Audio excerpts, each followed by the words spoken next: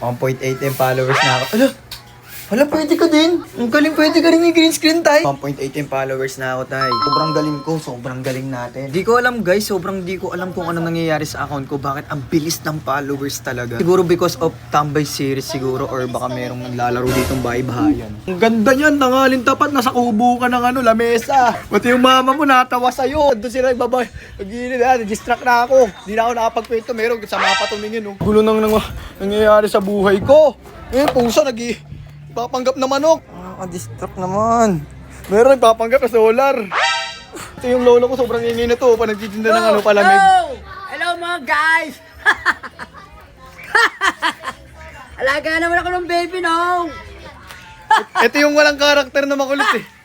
Ano yan, meron ka rin sariling bato sa akin. Thank you so much sa pagsuporta niyo sa akin. Maraming salamat guys dahil nakikita ko napapasaya ko kayo. Sabi pa naman ng lolo ko guys, isa sa nagpahaba ng buhay niya is yung hindi siya mayabang. At ayun yung mga naiwan sa akin ng lolo ko. May mga times na pineflex o may mga pinapakita ako. Pero it doesn't mean na mayabang ako. Pineflex o pinapakita ko lang guys o parang nagbibigay motivasyon lang para sa iba na nakukuha ko yung gusto ko. In my own way, in my hard work. Tangina nag-English ka. Kaya kayo guys, kung anong meron kayo, ipakita nyo yan, i-flex nyo yan, huwag kayong mahiya. Daan nyo guys, hindi ako hinto, hindi ako mapapagod magsasawa na pasayahin kayo palagi. Tigil lang ako kapag dumating na yung oras na hindi ko na kayang pasayahin. Dati ang ingin ng sapatos oh. Parang tiles.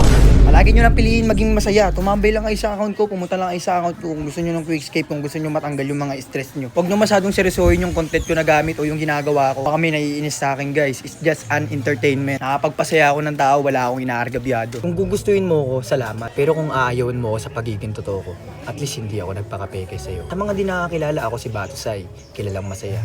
At huwag mo na subukan kilalanin nila sa likod ng mask. Ha? Bakit naman?